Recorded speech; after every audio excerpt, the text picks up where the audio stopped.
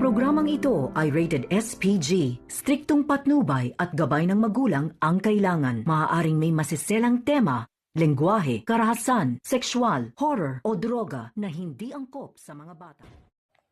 Magandang araw mga kapamilya, narito naman tayo sa ating paboritong palabas sa ating channel, FPG's Batang Quiapo. Pagtanong ni Marcelo kung saan ang mga diamante at ang mga illegal at ang diamond, ang sabi ni Madonna, kinuha ni Tanggol. Galit na galit si Marcelo kay Tanggol. Agad binunot ni Marcelo ang baril niya at itinutukan niya si Tanggol at sa kanyang baril. Nang dumating si Marites sa kanilang bahay, bakit nandito ka sa kwarto namin ni Rigor, Lina? Galit na galit si Marites. Tinapon niya ang mga damit ni Lina. Ang sabi ni Rigor, pumalik ka sa dati mong kwarto, Lina, kung ayaw mong umalis sa pamamahay ko.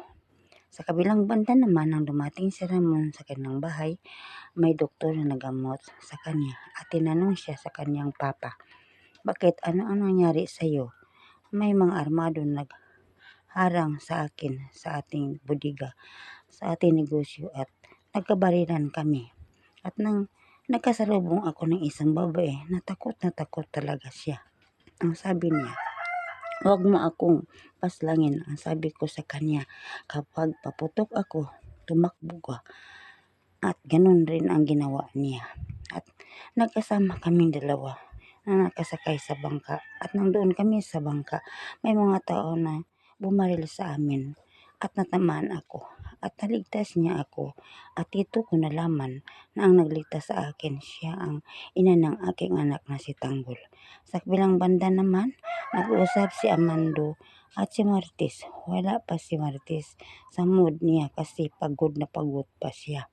Binalitaan si Marites si Amando tungkol kay Tanggol. Ano naman, si Tanggol, nagsama siya sa mga pugante. Kasama sila Marcelo at nag-isa silang grupo. At hinahanap siya ngayon ni Rigor. At hanggang dito lang mga kapatid. Sana babalik mo ako sa sunod sa ating paboritong palabas. At huwag niyo akong kalimutan sa pag-share, likes, subscribe. Maraming salamat.